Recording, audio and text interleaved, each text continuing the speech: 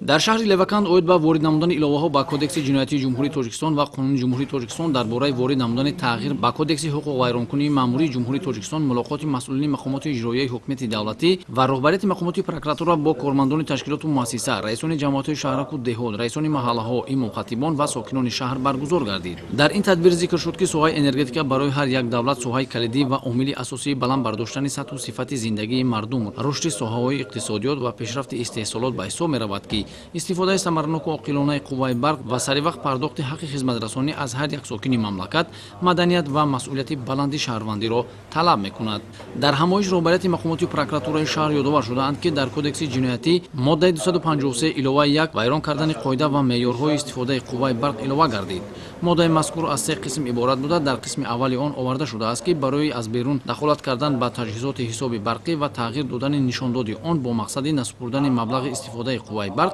инчунин истифодаи қувваи барқ бе пайвасткунӣ ба таҷҳизоти ҳисоби барқӣ, агар чунин кирдор дар давоми 1 соли пас аз татбиқи ҷазои маъмурӣ содир шуда бошад, ҷавобгарии ҷиноятиро муқаррар намуда барои содир кардани чунин кирдор ҷазои ҷиноятӣ дар намуди ҷарима ва аз озодӣ маҳрум сохтани шахси ҷиноятпеша бурда мерасонад.